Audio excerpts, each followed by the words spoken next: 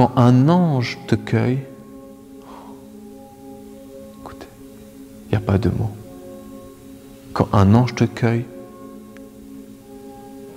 c'est le bonheur des bonheurs. Tu ne peux pas acheter ça.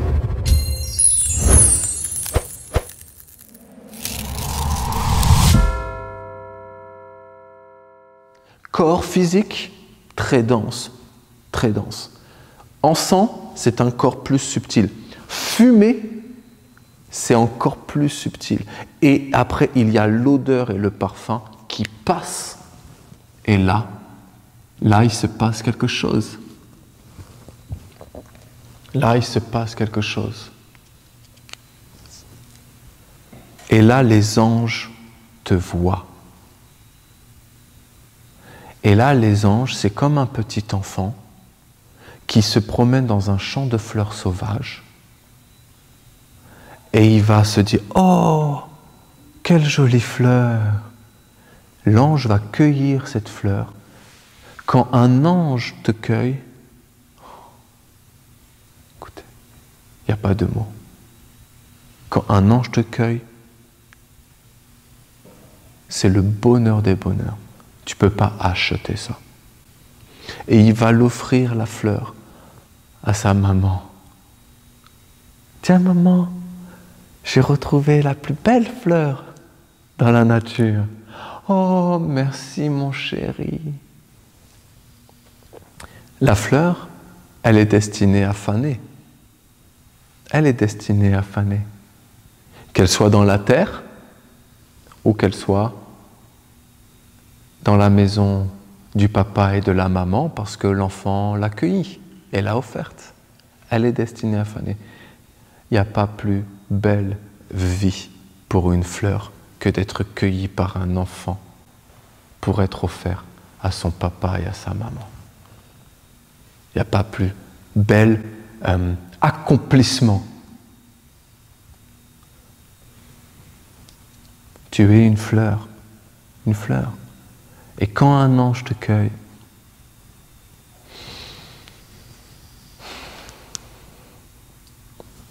parce que même quand tu vas faner, ton parfum, lui, va continuer à voyager.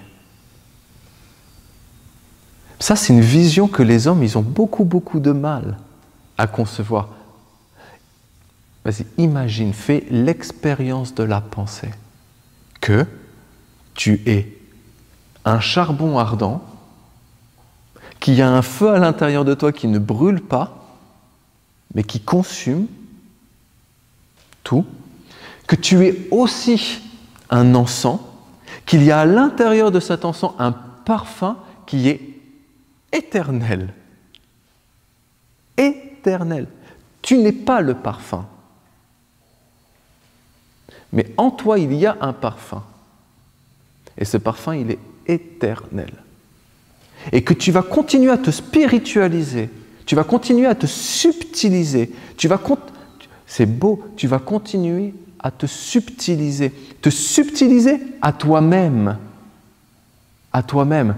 Tu veux t'attraper, tu ne peux pas. Tu te subtilises à toi-même.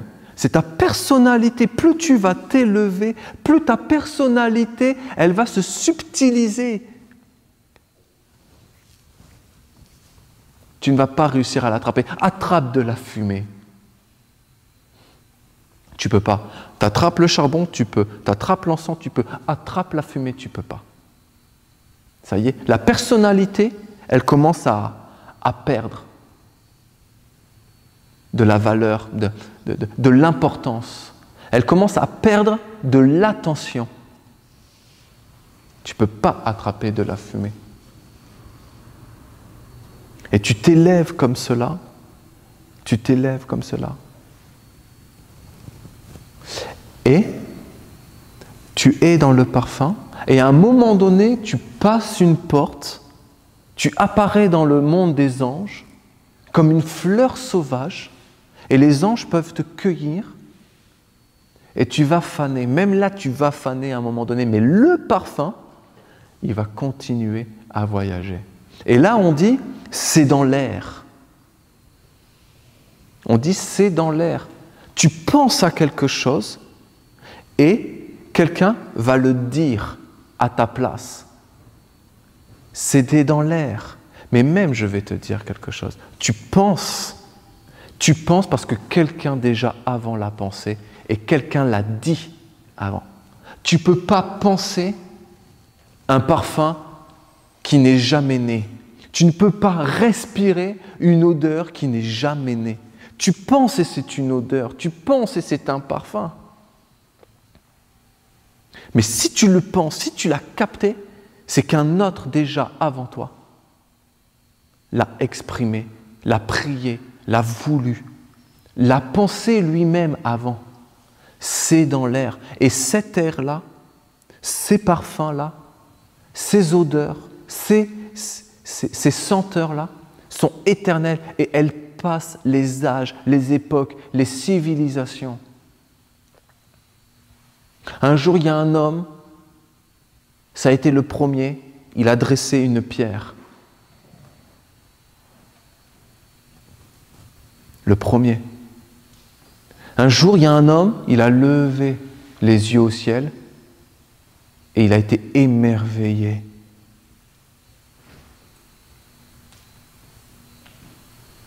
Et ces hommes-là, leur pensée, leur inspiration nous a conduits aujourd'hui à chercher à vivre comme on aimerait vivre avec notre âme dans des villages esséniens. Et il y a des hommes, ils ont regardé la terre et ils ont dit « elle n'est bonne qu'à être exploitée ». C'est une autre pensée, c'est une autre odeur, c'est une autre prière, c'est un autre encens. Il y a des hommes, ils ont regardé les animaux et ils se sont dit que leur sang coule en abondance pour calmer les démons et que nous puissions continuer à vivre comme on a décidé de vivre, dans la contre-vertu. Il y a des hommes, ils ont pensé ça. Qui les a inspirés? Qui a inspiré cet homme qui, le premier, a levé la tête au ciel et s'est dit « Waouh, qu'est-ce que c'est beau !» Son cœur s'est ouvert. Qu'est-ce qui a inspiré cet homme-là? Et qu'est-ce qui a inspiré le premier homme qui a dit qu'on exploite la terre, la nature, ils ne sont là que pour nous servir? Et nous, on vient d'où? Et qui sont nos ancêtres? Qui sont nos ancêtres? Voilà ce qu'est l'homme.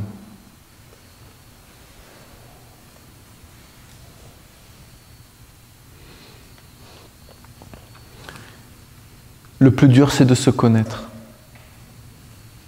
Pas totalement, pas absolument. Tu te connais absolument quand tu passes toutes ces étapes. Toutes ces étapes. Mais le plus dur, c'est ce qui va enclencher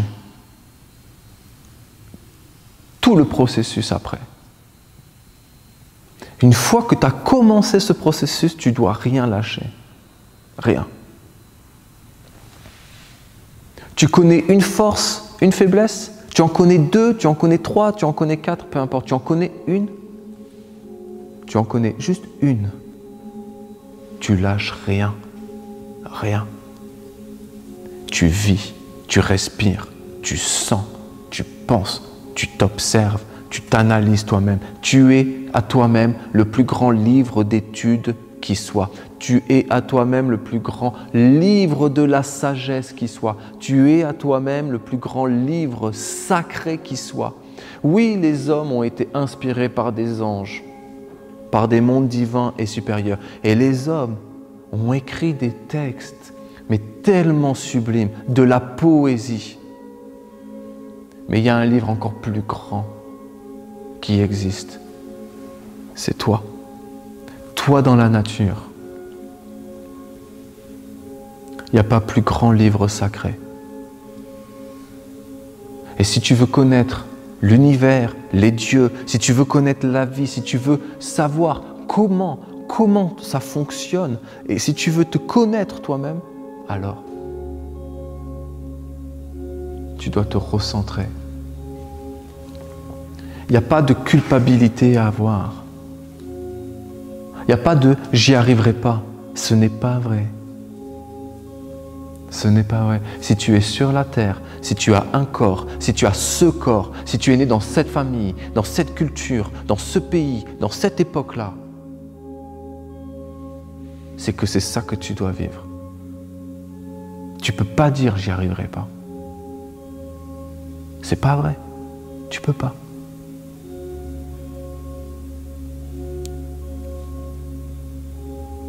Est-ce que tu vas y arriver? C'est pas certain, mais tu ne peux pas dire « je n'y arriverai pas ».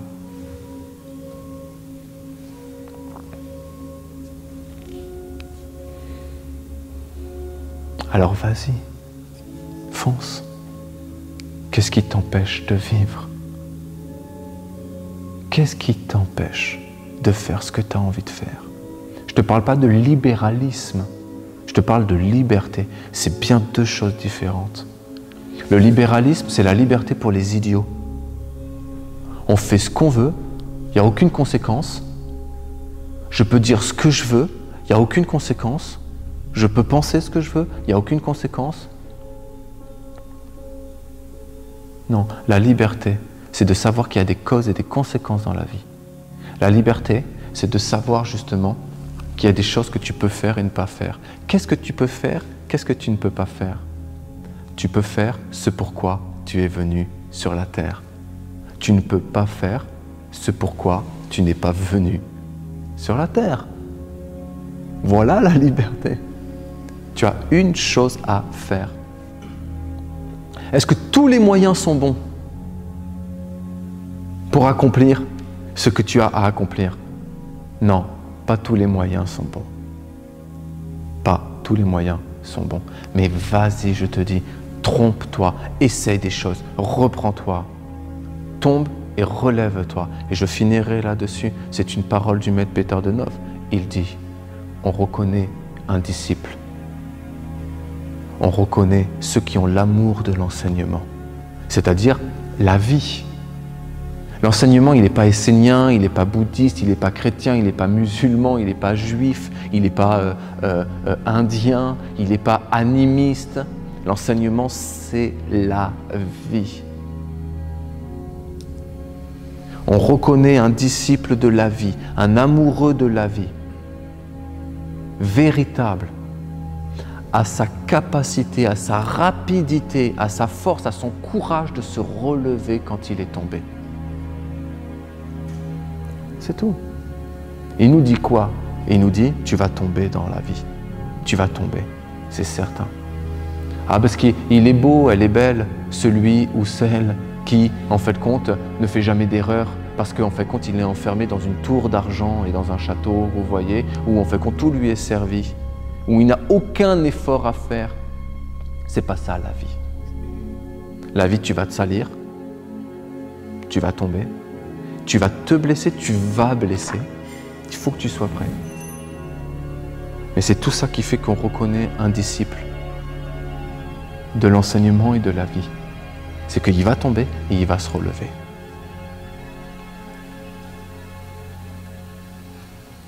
Merci pour tout. La lumière est entrée dans le monde. Elle chemine d'un être à un être jusqu'à ce